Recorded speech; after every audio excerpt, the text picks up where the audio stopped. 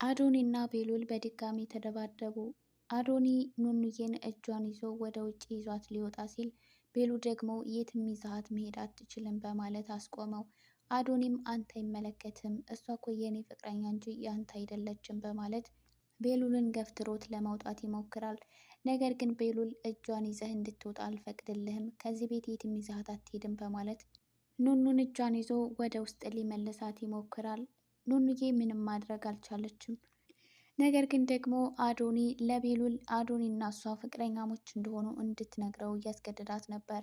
ኑኑዬም አዎ እኔ እና እሱ ፍቅረኛሞች ነን፣ በእኔና በሱ መካከል ደግሞ እንድትገባ አልፈልግም በማለት ለቤሉል ትመልስለታለች።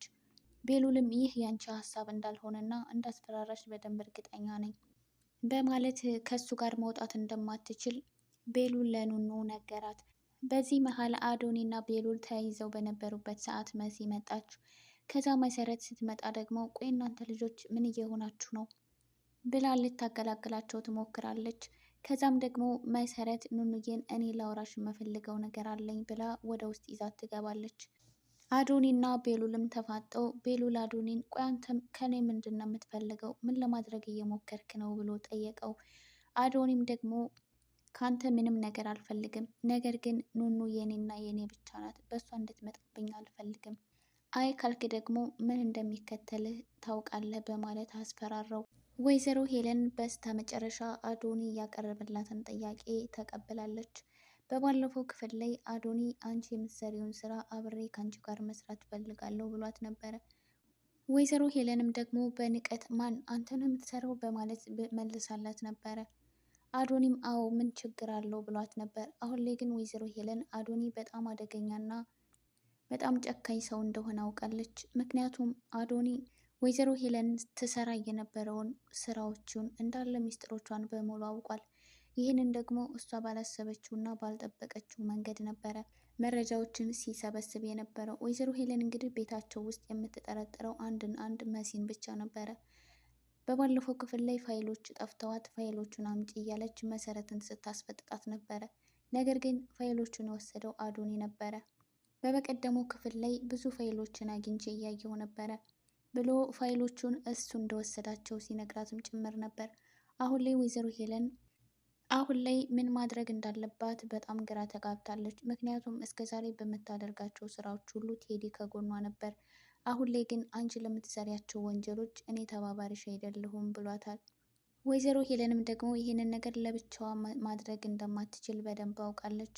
ምክንያቱም እስከዛሬ ቴዲ በሚያቀርብላት ሀሳብ ነበር ነገሮችን ስትሰራ የነበረው። አሁን ላይ ግን ወይዘሮ ሄለን ምንም አይነት ነገር ማድረግ አልቻለችም።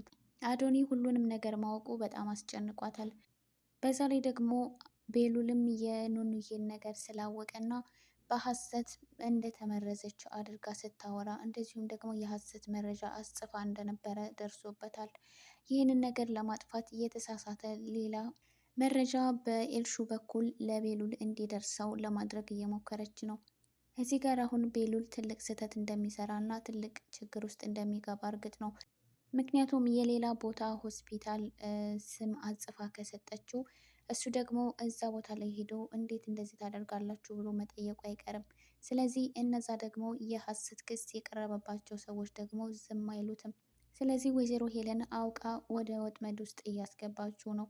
አሁን ላይ ወይዘሮ ሄለን ለብቻዋ ምንም ነገር ማድረግ ስለማትችል ያላት አማራጭ ከአዶኒ ጋር መስማማት ብቻ ነው። አዶኒ ለወይዘሮ ሄለን ትዕዛዝና እንደዚሁም ደግሞ ማስጠንቀቂያ ጭምር ሲሰጣት ነበረ። አሁን ላይ ግን ወይዘሮ ሄለን እንዳባቱ አንተንም ደግሞ አስወግድሃለሁ እያለችው ነበረ። ወይዘሮ ሄለን ልጇን ኤልሹን ወደ አዶኒ ቤት በመሄድ የወሰዳቸውን ፋይሎች እንድታመጣላት እየጠየቀቻት ነበረ። ኤልሹ አዶኒ ቤት ብትገባም ፋይሎቹን በጭራሽ አታገኛቸውም። ምክንያቱም አዶኒ ያላንዳች ነገር ሄለንን አልተጋፈጣትም። ምክንያቱም ወይዘሮ ሄለን መረጃዎቹን ሁሉ ሲያውቅ በጣም አደገኛና መጥፎ ሴት እንደሆነች ነው ያወቀው። ምክንያቱም ስለዚህ ሚስጥሮቿን እንዳወቀ ስታውቅ ደግሞ ዝም እንደማትለውና የወሰዳቸውን ፋይሎችም መፈለጓ እንደማይቀር በደንብ ጠንቅቆ ስለሚያውቅ ወይዘሮ ሄለን በጭራሽ የማታገኝበት ቦታ ነው ያስቀመጠው። ሌላው ደግሞ መኮንም እንዳስፈራራችው ጭምር አዶኒ አውቋል። ምክንያቱም መኮ እኔ ከዚህ ነገር ራሴን አግድያለሁኝ፣ እኔ እንደዚህ አይነት ነገር ውስጥ መግባት አልፈልግም እያለ ለአዶኒ ሲነግረው ነበረ። አዶኒ ግን ለምን እንደዚህ አይነት ወንጀል ሲፈጸም እንዴት ዝም ትላለህ? ፈሪ ነህ ማለት ነው እያለ ሲለው ነበር። መኩ ግን ይህንን ነገር ብታደርግም ለመልካም ነገር ነው እንጂ ለመጥፎ ነገር አይደለም። ስለዚህ እኔ ከእንደዚህ አይነት ነገር እጄን ማስገባት አልፈልግም እያለ ሲለው ነበረ። አዶኒም መኮን አንተ ፈሪ ነህ ማለት ነው፣ ፈሪ እኮ አትመስለኝም ነበረ እያለ ሲለው፣ መኮም ደግሞ እኔ ፈሪ አይደለሁም፣ ነገር ግን እናቴ ቤተሰቦቼ እሷ ጋር ተጠግተው ነው የሚኖሩት፣ ስለዚህ በጣም ጥሩ ሰው ናት፣ እኔ ደግሞ ከኋላዋ ሆኜ ልወጋት አልፈልግም እያለ ነበር። አዶኒም ደግሞ ህፃናቱንና እንደዚሁም ደግሞ እሱ ፈሪ እንደሆነ በተደጋጋሚ በመንገር መኮ ከሱ ጎን እንዲቆም አድርጎታል። አሁን ላይ መኮና አዶኒ ወይዘሮ ሄለንን ለማጋለጥ አብረው እየሰሩ ይገኛሉ። ሌላው ደግሞ አዶኒና እንደዚሁም ደግሞ ቤሉል ትልቅ ጦርነት ውስጥ ገብተዋል። እንግዲህ ከቪዲዮ የተረዳነው ነገር ቢኖር ቤሉልም ቢሆን ለአዶኒ እንደማያንስና በጣም አደገኛ ሰው እንደሆነ ተመልክተናል። ምክንያቱም አዶኒን እንዴት ይዞትና እንቆት እንደነበር እንደዚሁም ደግሞ ከሱ ቢበልጥ እንጂ እንደማያንስ ሲነግረውም ነበር። አሁን ላይ ቤሉል አዶኒን ልክ እንደ ወንድሙ እያየው በጣም ያከብረውና ይወደው ነበር። አሁን ላይ ግን ለአዶኒ ምንም አይነት ፍቅር ስለሌለው መበቀል ይፈልጋል። ነገር ግን አሁን አይደለም ጊዜው፣ ትንሽ ረሳ እንድታደርገው ፈልጋለሁ እያለ ነበር። አሁን ላይ ቤሉል ሙሉ ትኩረቱ ኑኑዬ ላይ የሐሰት የሕክምና ማስረጃ በመጻፍ እንደዚሁም ኑኑዬን እራሷን ለማጥፋት ደረጃ የደረሰችበትን ምክንያት ማጣራት እንዳለበት ነው የተረዳው።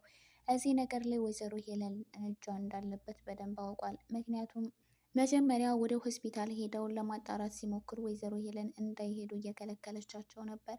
ከዛም አልፎ ደግሞ አሁን ላይ ስለ ሆስፒታሉ ንገሪኝ ሲላት በጭራሽ እንደማትነግረው ነበር የነገረችው። ስለዚህ ቤሉል አሁን ላይ ወይዘሮ ሄለን እጇ እንዳለበት በደንብ እርግጠኛ ሆኗል። ኑኑዬ ግን አሁን ላይ ምንም እያገዘችውም አይደለም። ምክንያቱም አዶኒም ከቤሉል ጋር ካያት ቤሉልን እንደሚጎዳው አስፈራርቷታል። እንደዚሁም ደግሞ ወይዘሮ ሄለንም አስፈራርታታለች። ቤሉል ወደዚህ ቤት ከተመለሰ በኋላ ከሱ ጋር ላይሽ አልፈልግም፣ ከሱ ጋር ካየሁሽ ግን እመኝኝ አንቺን ቤተሰቦችሽን ጎዳና ላይ ነው የምትወድቁት ብላ አስፈራርታት ነበር። አሁን ላይ ከቤሉል ጋር መታየት እንደማትፈልግ ለቤሉል ስትነግረው ነበር። ቤሉልም ደግሞ ይህ ማስፈራሪያ የአዶኒ እንደሆነና አዶኒ በሆነ ነገር እንዳስፈራራት በደንብ አውቋል። ነገር ግን ኑኑዬ ደግሞ ይሄን ነገር ልታምን አልፈለገችም። አሁንማ ይባስ ብሎ ለመሲም ፍቅረኛሞች እንደሆኑና በቅርቡ መጋባት እንደሚፈልጉ ነግሯታል። መሲም ይሄ ነገር በጣም አስደንግጧታል። ምክንያቱም እንዴት ይሄንን የሚያክል ነገር ትደብቀኛለች? ምንም እኮ ነግራኝ አታውቅም አለች። መሰረት ግን ኑኑዬን ስትጠይቃት ምንም አማራጭ ስለሌላት አዎ ብላ ነበር የመለሰችው። ምክንያቱም አዶኒ በከባዱ አስጠንቅቋታል። በዛ ላይ ደግሞ ወይዘሮ ሄለንም አስጠንቅቃታለች። ስለዚህ ያላት አማራጭ መዋሸትና ከአዶኒ ጋር አብሮ መሆን ብቻ ነው።